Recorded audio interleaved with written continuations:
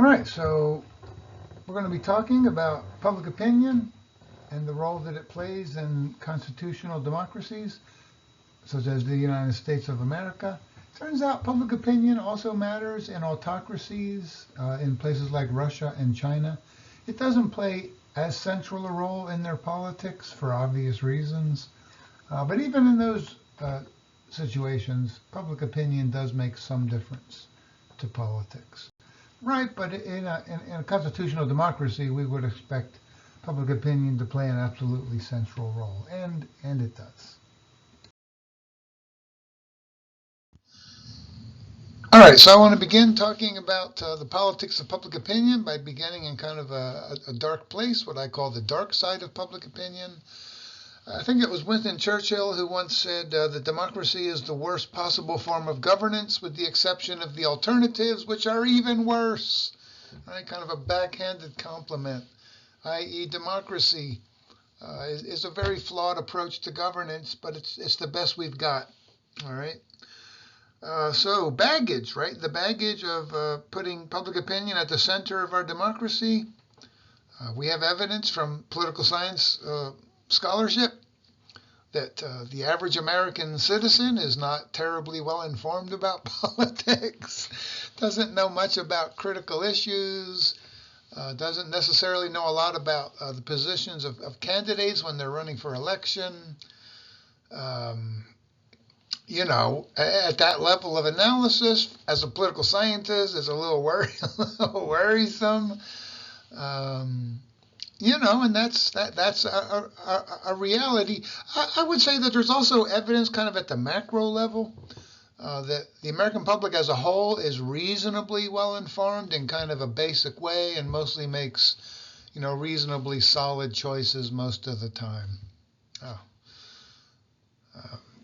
Demagogues. Oh, who could I be thinking? Who could I be thinking of here?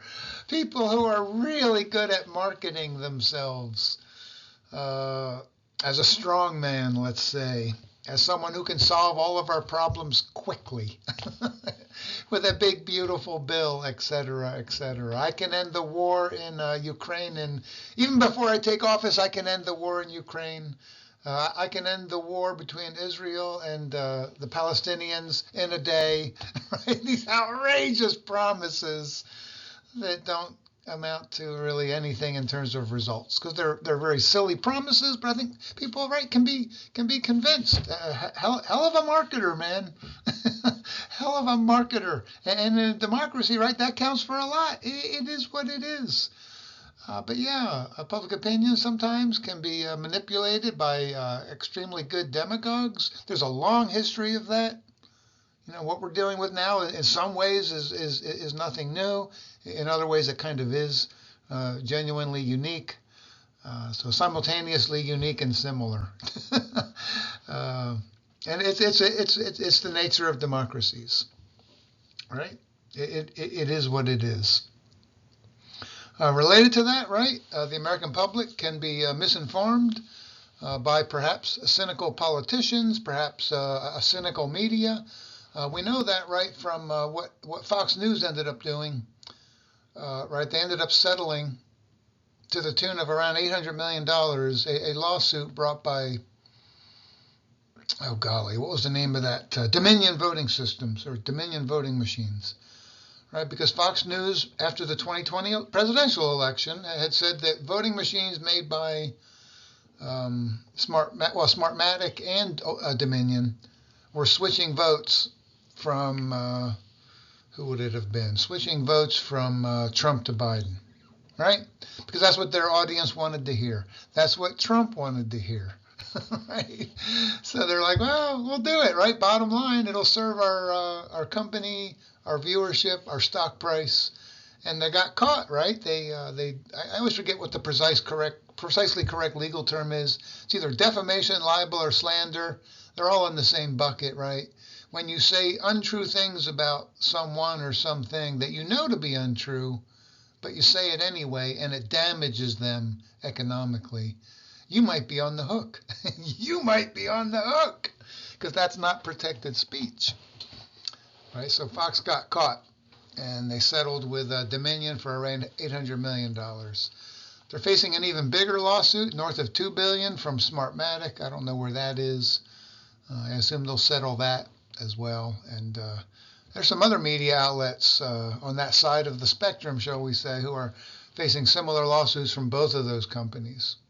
All right, because their bottom line was hurt by these false claims that the media knew to be false and promulgated them anyway, typically covering it up with "I'm just asking questions." Such a ridiculous dodge. Right, so and people were convinced by that. There's still a shocking percentage of the American electorate who thinks the 2020 election was stolen. It manifestly was not. Any more than the 2016 election was stolen, any more than the 2024 election was stolen. Fortunately, despite all of our flaws as a democracy, we have really good elections, really good, really secure. So that's something we should be proud of. But a lot of people are misinformed about that, and that's super unfortunate. Right? But that comes with living in a democracy, man, right? It is what it is. And sometimes people simply believe what they want to believe, and that's their right in a democracy. As long as they don't engage in defamation, slander, or libel, you're okay. It's suboptimal, obviously, in terms of the quality of your democracy, but it's certainly protected. Also true, right, that the public can sometimes have undemocratic views, right, tyrannical views. Shit, man, we know that, don't we? If you've ever had the chance to read John Stuart Mill's On Liberty from the 19th century, early to mid, so it's considered to be the single greatest work on why we protect free speech. But his concern was that free speech is often under threat from we the people, right? Because we were in the process at that time, historically, of switching from autocracy to democracy, at least in some parts of the world. And there was a sense on the part of those advocating for that transition that attaining democracy would eliminate tyranny, right? Because their argument was autocracy and tyranny go together like peanut butter and chocolate. If we get rid of autocracy, we get rid of tyranny. And John Stuart Mill said, hold on a minute there, Buster. Turns out that democracy actually can bring with it tyranny emanating from we the people, right? Not an autocrat, but from a majority of we the people, tyrannizing most typically unpopular groups, unpopular individuals. A very real problem, right? That democracies have a problem with tyranny, and that emanates from we the people. So that's another sort of a problem with public opinion. Sometimes public opinion wants undemocratic things, like slavery, or Jim Crow, or the internment of Japanese Americans, or the poor treatment of indigenous peoples, persecution of Mormons, the Jewish people, on and on. Right? It just comes with the territory of having a democracy. And you try to counter that, right, as much as you reasonably can. Again, it's the Winston Churchill motto, right? Democracy, the worst possible form of governance with the exception of all the others, which are even worse. As troubling as it can be in a democracy, it's still the best we got. And then finally, I would simply note that elected leaders, right, are often making choices. Should I follow public opinion, right? Because maybe that's my job as an elected official in a democracy, is to do what we the people want me to do. And there's certainly a room for that, right, of course. But sometimes, right, leaders, elected officials may say, no, I should lead public opinion, right? I should do what I think is right and then try to get the public on board with that. Try to move them in my desired direction. In this case, not manipulative, but in good faith, right? That was George W. Bush's argument with any number of issues when he was president. And he was ultimately, right, a failed president, of course. But I think he had, in some ways, sort of a legitimate idea, right, at the time. And look, I don't promote this myself. I think it's a terrible idea for so many reasons. But he wanted to privatize Social Security, right? And he said, I know it's not popular. I know it's not what people want, but I think it's the right thing to do. And I'm going to promote it aggressively and try to get the public on my side. He failed miserably, which I think was a good thing. But he articulated that leadership view of public opinion. So I think all elected officials think about that. To what extent do I follow public opinion? To what extent do I try to lead public opinion? And maybe as well, right? Where do I try to do the right thing, even if it's not popular, even if I know I'm not going to get the public behind me? All right.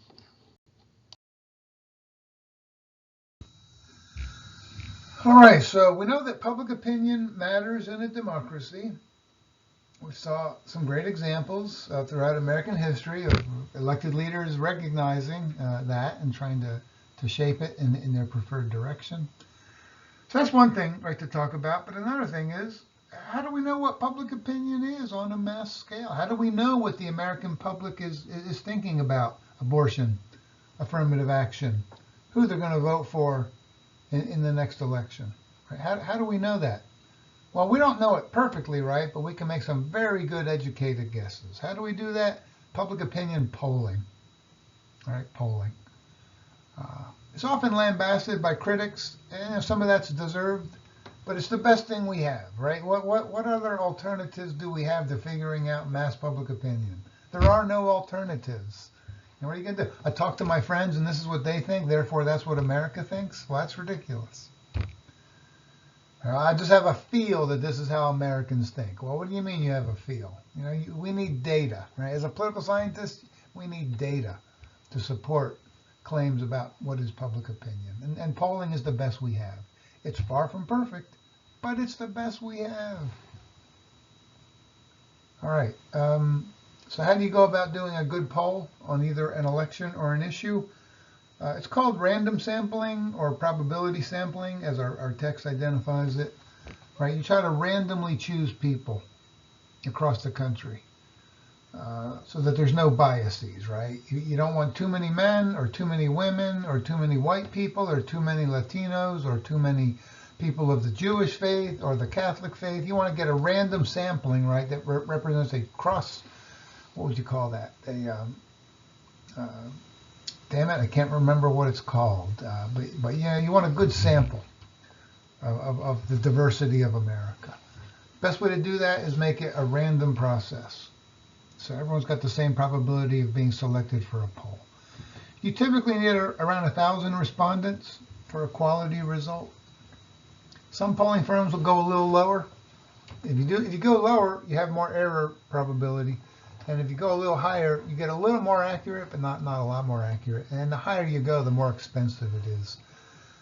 And let me say something about that too quickly. It is oh shoot, what was I going to say? That it can be quite costly to sample a lot of people, because increasingly people don't answer their cell phones. So pollsters have really struggled with this low response rate. They're trying to figure out ways around it. All right. So random sampling, it's very challenging to do. Right? Low response rates make it extra challenging. It's a tough field to be in these days. Issue of error, right? No matter how good your polling techniques are, you're going to have error in your final results, right? You just are. And typically with a good sample of about 1,000 respondents, although typically with cell phone calling, you might need to call 20,000 numbers to get 1,000 responses, right? That's pretty typical. Typically you're talking plus or minus 3%, right? So let's say you're doing an election poll and you have it as candidate A 48%, candidate B 46%, right? You could say 48, 46, and the rest are undecided. But what you can really say is typically I'm 95% certain that this is correct, so not 100, but 95%, and plus or minus 3%, right? So candidate A at 48% could be as high as 51 or as low as 45. Candidate B could be as high as 49 or as low as 43, right? Plus or minus 3% for both candidates. So you have to be careful when you're interpreting polling data with an election. They're giving you a window of probability. They're not giving you exact numbers, right? The top line of that poll will be an exact number, 48, 46. But in the fine print, right, it's going to be much more akin to a window, right? Plus or minus 3% for both candidates, i.e., they're not as accurate as you might think. Right? And it helps to explain why sometimes they're not super accurate, because they're giving you a window. They're giving you a window. It's very, very challenging to do this. Election polls. Something to say about that? You're really trying to only sample those who are actually going to vote.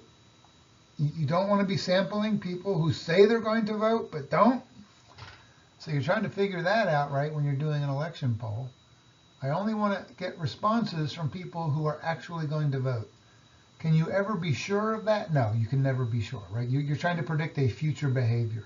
They may tell you that they're going to vote, but they don't. They may tell you that they're interested in this election, but they're not. They may tell you that they have a plan for voting, but they may not. Or they may intend to vote, right, but then something comes up and they don't. Very challenging, very difficult. Because you don't want to get responses from people who don't end up voting. That messes up your election poll. Just want to give you a feel for the methodological challenges of election polling.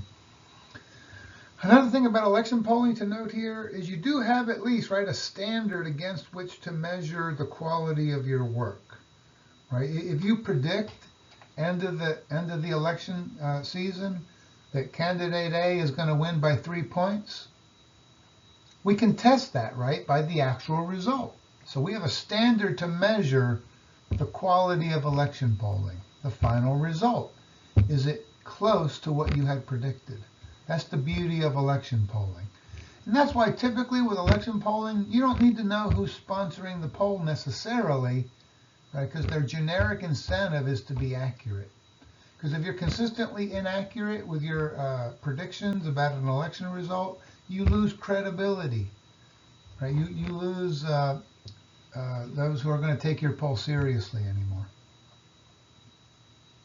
Now that being said, do we have some evidence that some of the more partisan election polling firms lean one way or the other, even though it means they're going to be less accurate? Some evidence of that. You got to be a little bit careful here.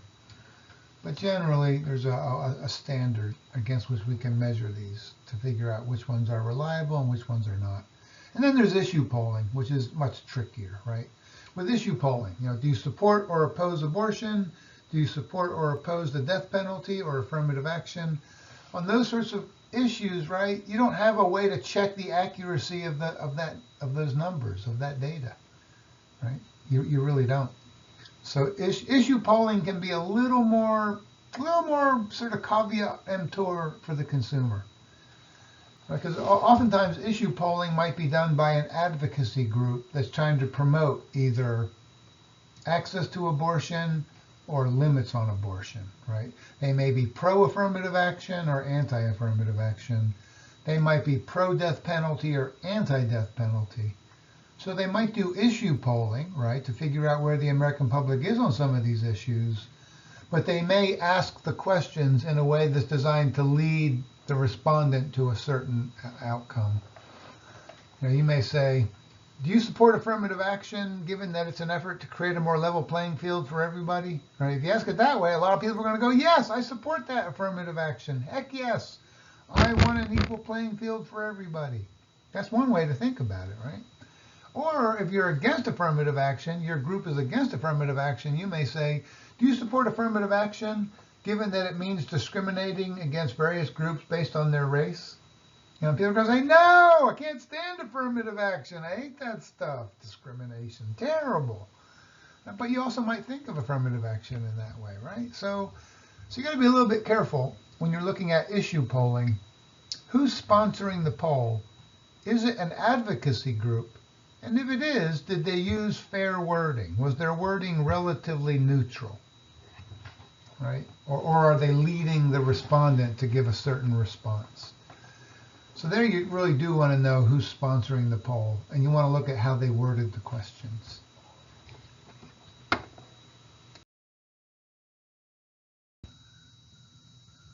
All right, so what are some of the factors that shape public opinion? I think these are all intuitively obvious in a way, but we still need to talk about them in an analytically rigorous way. One's family, right, first and foremost, arguably, and specifically, typically, one's parents. One's parents will often have a very large impact on one's public opinion. right? And these days, especially, I think Democrats tend to marry other Democrats, Republicans tend to marry other Republicans. So typically, kids are getting a pretty unified message on politics. Or it's a one-parent household, and you're going to get a unified message by definition. But we tend to inherit, really, almost genetically, but not really, of course, socially. We tend to inherit our political values from our parents. Although there is, I think, in some ways, right, a little bit of a counter trend these days, because we know that increasingly older Americans tend to lean conservative, and younger Americans tend to lean more liberal. So there may be some sort of shifting on that issue. There may be a growing number of young people who are in some ways rejecting their parents' political values, but still mostly we essentially inherit them from our parents. That's a big deal. Well, one's peers, right, as one starts to age and mature, you start to interact with a larger universe of people and not just your immediate family. And the more you interact, right, with your peers and develop friendships and friend groups and so forth, yeah, right, they're also going to influence your views on things like politics. So peer influence here is significant. School, right? School has an impact. I would say probably especially K through 12, and to a lesser degree, I think, higher education. Because really, right, by the time one goes to an institution of higher education, if they do, they're typically at least 18 years old. Their political views are pretty set. So I've always been deeply unconvinced that higher ed has a strong impact on one's public opinion on political issues. But it probably has some, right? The data do tend to suggest that the more generally speaking, it's complicated by issues like race and gender, but generally, the more education you have beyond high school, the more likely you are to lean in a somewhat more liberal direction. But yeah, K through 12 for sure has a big impact. And right, often that education, K through 12, is sort of kind of a patriotic, right, education. That tends to promote sort of loyalty to country and so forth. So school makes a difference, although I don't think as much as either family or peers. And then finally, the media, right? The various manifestations of the media, whether that's television, movies, radio, especially talk radio, social media like Instagram and Facebook, newspapers, cable television, whether it's CNN or Fox News or it's the Wall Street Journal or the New York Times or whatever, right, that has some influence on public opinion as well. I tend to think not the huge impact that some seem to give it, but I think it makes some difference to public opinion. So these are some of the key influences that influence the nature of public opinion. All right, so what are some demographic factors that shape public opinion? Because it turns out, and I call this hidden brain stuff, riffing off of a podcast on public radio. This is hidden brain stuff, right? Because I think we all like to think of ourselves as freely choosing individuals who arrive at our own conclusions regarding opinion on certain issues, right? Well, it turns out that's not entirely true, right? We're not as free as we think we are. We're being shaped by hidden brain factors like our racial identity, our gender identity, the geographies where we live, and our socioeconomic status, right? These are all larger factors that shape individuals' views on issues. The data show that super clearly, right? It's a real thing. A lot of people push back against that, right? Especially if you're not a social scientist. You go, no, I have these views because these are my own unique individual views. And, to some extent that's true. But to some extent, right, that's not really quite true. We are freely choosing individuals, but we're being shaped by these larger factors that we don't even typically think much about. All right. So, check out our text on the issue of race, right? Does race and racial identity influence how we think about politics? Yes. Yes. The answer is yes. On issues like the death penalty, okay, gun control. Is racism still significant in American society? What about policing issues? Does your racial identity have a big impact on how you think about these things? Heck yes. Heck yes, right? If you're white, you're more likely to support the death penalty. If you're black or Latino, you're more likely to oppose it. If you're white, you're more likely to oppose gun control. If you're an American of color, you're more likely to support various forms of gun control. If you're white in America, you're more likely to think that racism is no longer a factor in American life. And if you're a person of color, you're more likely to think that, no, racism is still pretty significant in our society. It's like we're living in separate societies almost. I remember the Kerner Commission from back in the 60s, trying to figure out why we were having rioting in America's big cities after the Civil Rights Movement. Right? And they said, hey, look, Americans, black and white, essentially live in two different geographies, and they have different experiences based on racial identity. Some would say the data today still supports some version of that Kerner Commission conclusion. Policing, right? Whites tend to think, hey, policing's going great in America. It's all good. Right? And from their point of view, that's probably true. Right? But if you're black in America, you're more likely to go, well, you know what?